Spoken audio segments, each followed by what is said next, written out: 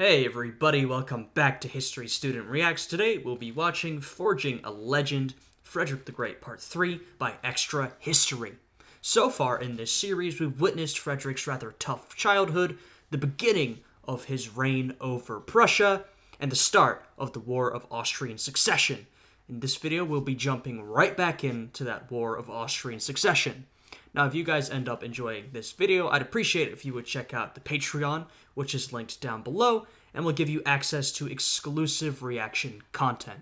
Anyway, with all that out of the way, let's jump right into this video. April 11th, 1741. It's the morning after the Battle of Malwitz. Frederick has had his first victory, and he's not happy about it. Well, as we saw last time, it was an impressive victory for the Prussians, but a victory which Frederick had fled from, believing he was about to be defeated.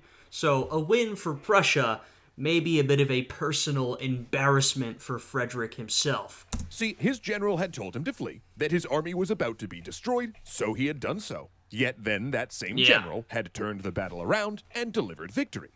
Meanwhile, Frederick had wandered in the dark, nearly being captured and hiding in a house until morning. Yeah, a little ignoble for a monarch of his status. But as we've seen throughout this series, Frederick is a really intelligent guy. And he does have a talent for military affairs, but up until this point, he hasn't really had the experience he needs. The experience to truly make him great. And this was really one of his first tastes of actual military leadership. Now, he's been involved in conflicts in the past, and he's had a military education, but now he's getting some real on-the-ground experience, and his first battle didn't go so well. That's kind of to be expected. I'm sure things will improve from here on. He was embarrassed, but he had learned a great deal. Malwitz would be his school. Never again would he abdicate command to another or cut his losses when victory seemed possible. His cavalry had performed poorly. He needed to do something about that. But he also saw how his advancing infantry had terrified the enemy. Something to note there. And though improvements did need to be made, he had his victory. He had Silesia. And he would fight to keep it for 22 years. Yes, we have a lot of conflict coming up. We have many years of the War of Austrian Succession remaining, not to mention conflicts in the future that will be waged between all of these European powers. But this is an educational experience for Frederick.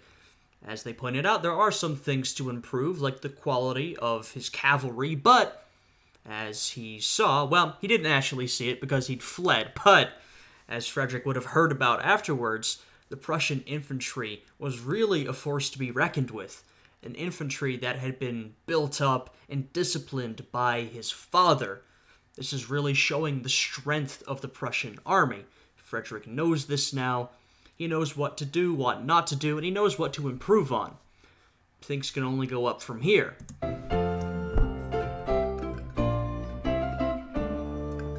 Things can only go up for Frederick personally. I mean, this was already a victory for Prussia. Let's not forget that. When I say things can only go up from here, I'm talking about Frederick with his outlook and his experience, because it's not like this was bad for Prussia. It was already an impressive victory. Thanks so much to Ren for being a simple and effective way to help make a difference in the climate crisis. Learn more after the episode. Frederick's invasion of Silesia, on the thinnest pretenses and without even a formal declaration of war, catapulted him to international stardom. Across Europe, people scrambled to learn all they could about this rash and dynamic young king. How did a nothing power like Prussia, a scattershot part of the Holy Roman Empire, caught the mighty Habsburgs napping? Sales of his book, The Anti-Machiavel, shot up. And a lot of this is what started to build Frederick's reputation. Like I've mentioned earlier, Frederick really became the model of the enlightened despot. This authoritarian ruler that follows Enlightenment ideas in order to create a more efficient modern state. It's not like Frederick was the only person doing this stuff. He was a bit ahead of the curve. But what made him more famous, what really allowed his name to be known and read about throughout Europe, was some of his daring international exploits, all of the diplomacy and war-making he did. Now, we've seen up until this point that Frederick's father also did a lot to build up Prussia, but he doesn't have nearly the same level of fame/notoriety that Frederick the Great will gain. So you can sort of see this combination between his domestic policy and his foreign policy and sort of the flashy style that Frederick had, gaining him this fame and renown throughout Europe. And his correspondence with Voltaire, written on both sides with the intention that it be shared, circulated among philosophers. When Frederick had invaded, he told his ministers that he wanted to see his name in the gazettes. And boy, did he get that. But in truth, this was... And as you can see from that, Frederick knew what he was talking about, right? Frederick knew how to build his image up, how to do a bit of PR, how to market to people throughout Europe. This was not an accident. And they mentioned how Frederick and Voltaire were both writing correspondence to each other with knowledge that it would be shared. This is not unique for this time period. A lot of private correspondence at this point was written with the knowledge that it would eventually be shared with the wider audience or even published at some point. It was not all about Frederick's enormous ego. It was also about putting Prussia on the map. When he came to the throne, Prussia was neither a fully independent kingdom nor a state in the Holy Roman Empire. It existed in the shadowland in between. The soil was sandy and poor, its territory separated, and the population only numbered 2.2 million, meaning forget a superpower like Habsburg Austria. Before the war, Prussia's biggest rival was neighboring Saxony. Yet by invading Silesia, he announced that Prussia was attempting to join the great nations of Europe. This wasn't some German state. This was a kingdom. But despite his boldness crossing the border, when he entered Silesia, most of Europe assumed Austria would crush this upstart. Yeah, it's worth remembering the context of the period, because all of us today, when we think of Prussia, we think of this dynamic, growing military power. At this point, Prussia is a small fry. Now, Frederick really will put Prussia on the map. By the time he's done, Prussia will be one of the great powers. Perhaps the least of the great powers, but definitely included amongst them. And this will only continue after Frederick is gone. But at this point, you can see Prussia is not that influential, it's not that powerful, it is very small. And so what Frederick is doing is extraordinarily ambitious, and a lot of people at the time are saying, even if they respect Frederick and they like what he's doing, they're thinking, but there's no chance he can actually achieve his goals. You know, there's no way Prussia can stand up to the great powers of Europe. And that would be, I think, a reasonable thing to think at the time. Though, if you'd been paying attention to the actions of Frederick and his father, you might have a little more faith in the capability of this militaristic Prussian state. But then Mollwitz proved them wrong and changed everything. It exposed Austria's weakness. And if you've ever watched any of our episodes on the Siege of Vienna, or Jewish pirates, or the 30 Years' War, you'd know that about I haven't, but all of those sounded interesting, particularly Jewish pirates. Sounds very fascinating. 80% of Europe at this time was spoiling to take a swing at the Habsburgs.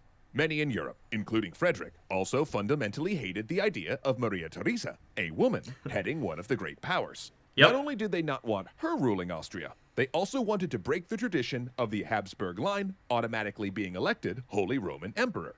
Of course, in this case, a woman couldn't legally be elected, but Maria was pushing for her husband's election.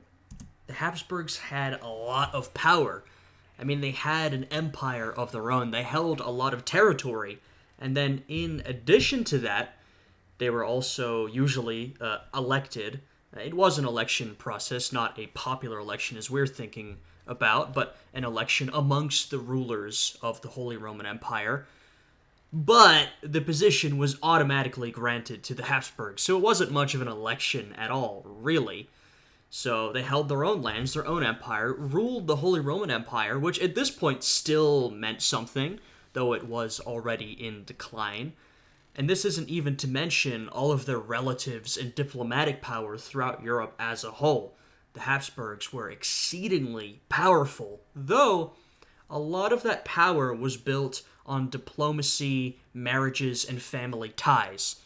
In terms of military conquest, the Habsburgs absolutely did that, but that was perhaps not the main focus of their expanding empire.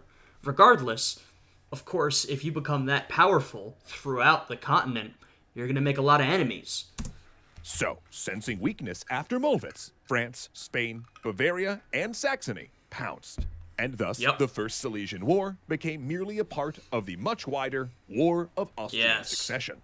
And if all of that sounds complicated, it's because it is. Sadly, we're going to have to gloss over a bunch of stuff since this is a series about Frederick and not this unbelievably convoluted war where countries change sides faster than Loki's in the MCU.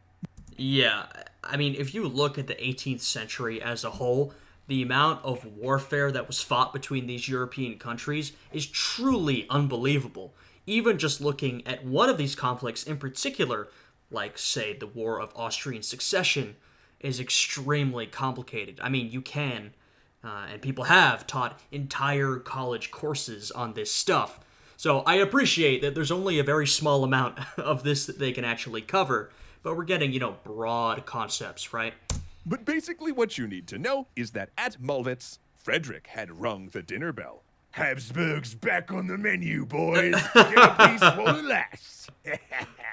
A coalition formed around Prussia, with the hope of carving up Habsburg lands in a partition. But Frederick worried that if that happened, these powers might get too powerful and overwhelm Prussia as well. So, Frederick's diplomats contacted their Austrian counterparts and cut a deal.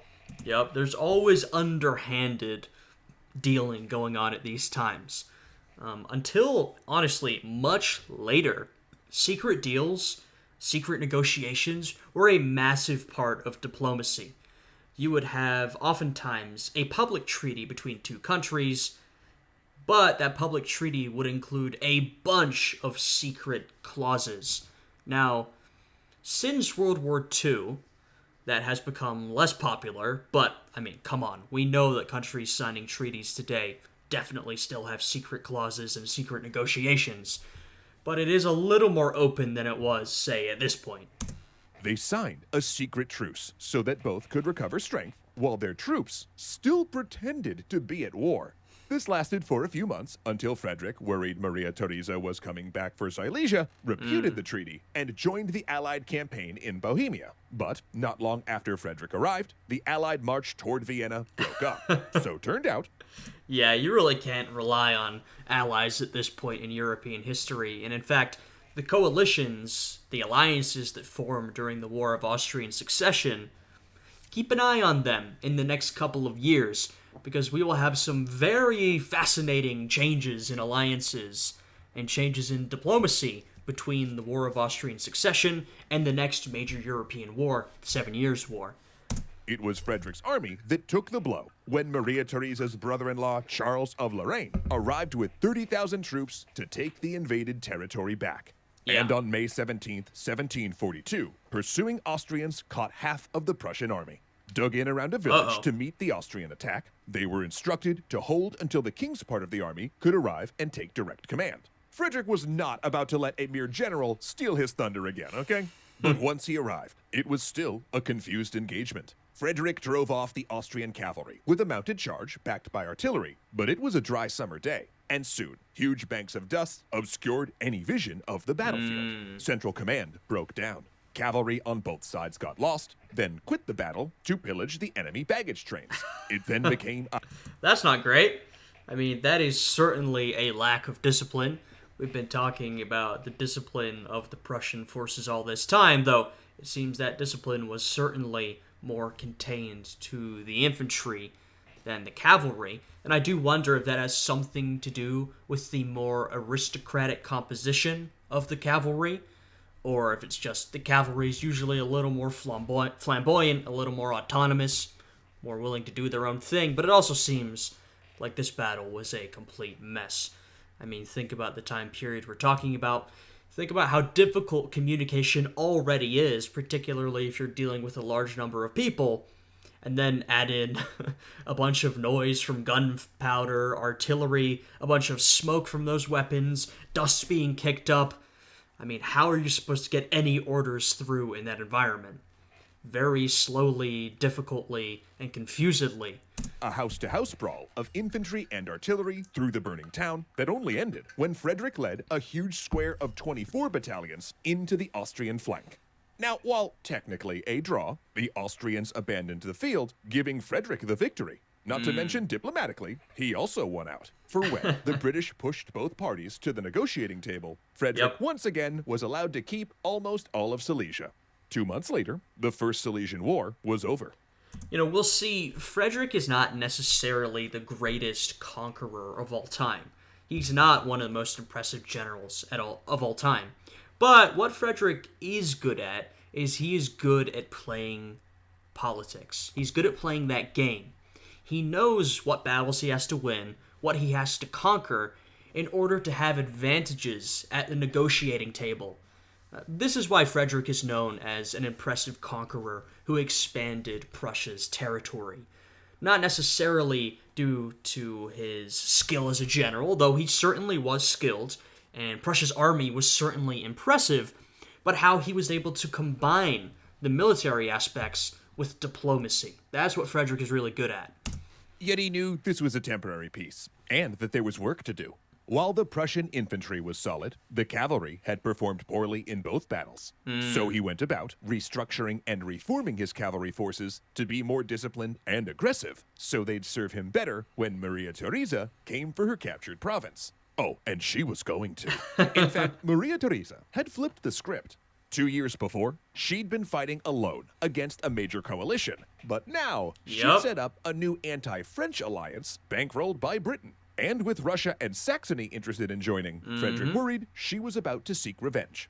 And now we see the formation of these two different sides, these two different alliances. And these are the alliances that I mentioned earlier that you should keep an eye on to see how they change over the next couple of years. In addition, I remember mentioning last time how in the rivalry between Frederick the Great and Maria Theresa, of course, Frederick is remembered more. He's remembered as dynamic, modernizing. But do not downplay Maria Theresa. She was certainly more of a traditionalist, but she was very skilled and capable in her own right. She was very skilled at diplomacy. She knew what she was doing. So she is a formidable opponent for Frederick. So then he built a rival alliance between Prussia, Bavaria, Sweden, and 2 German states, with the goal of restoring the Bavarian lands taken so far in the war. France also declared its support. Then, on August 15th, 1744, Frederick crossed back into Bohemia, launching the Second Silesian War, which went sideways almost immediately. The campaign depended on the French tying up Charles of Lorraine and his Austrians in the west, so he couldn't return to Bohemia. But that went out the window when King Louis XV fell ill leading the French army, and Charles disengaged. Then Saxony switched sides away from France and allied with Austria, meaning Prussia now had an enemy on its border. Meanwhile, Austrian guerrilla forces hounded Frederick out of Bohemia by just savaging his supply lines. I mean, we talked about how much of a mess diplomacy, negotiations were at this point. You cannot have a stable alliance. There is always a risk of one country turning on another, and as you're seeing here, it could be a complete mess at times. And realizing this was unattainable, he pulled back to defend Silesia. Things got worse. Austria formed a new alliance with Britain, Saxony, and the Dutch Republic, with secret plans to partition Prussia, the same way the powers had tried to carve up the Habsburg lands. Then Frederick's ally, the Holy Roman Emperor, dropped dead, and his son made peace with Austria, and finally, in May, Charles of Lorraine crossed the giant mountains into Lower Silesia, leading a force of 60,000 Austrian and Hungarian troops, plus their Saxon allies. And I will say, this is looking pretty bad for Frederick.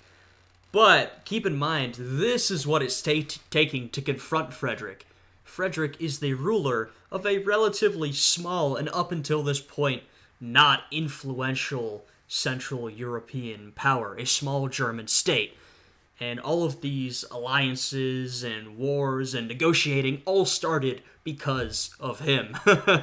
So that's already a lot of influence to exert. Of course, at this point, he does now risk his kingdom being defeated and carved up amongst his more powerful neighbors. So he is in a dangerous spot. Frederick knew he had to act. Battle of Hohen, Friedberg, June 4th, 1745, 7 a.m. Frederick told his troops to leave their campfires burning when they performed the night march. In darkness, they'd slipped out of camp and crowded across a bridge, right past the Austrian forces, for they were not the objective. Instead, Frederick wants to hit the Saxons first and destroy them before rolling up on the rest of the Austrian forces. Oh, but they've been spotted. Shots ring out. Prussian and Saxon cavalry clash together in a vicious night battle. Pistol flashes light up gleaming sword blades. The Saxon camp begins to mobilize, but the infantry pushes through, and the Saxon formations start to dissolve. By first light, the Saxon force is already routed, and Frederick's right turns to engage the main Austrian force. Hours of gunpowder and blood follow, and the next day, Frederick sits on his horse in the courtyard of the palace he's taken as his own. He has won his greatest victory to date, and now he is honoring the troops that, more than anything, made it possible. The Bayreuth Dragoons, his heavy cavalry, at the climax of the battle, when things had still...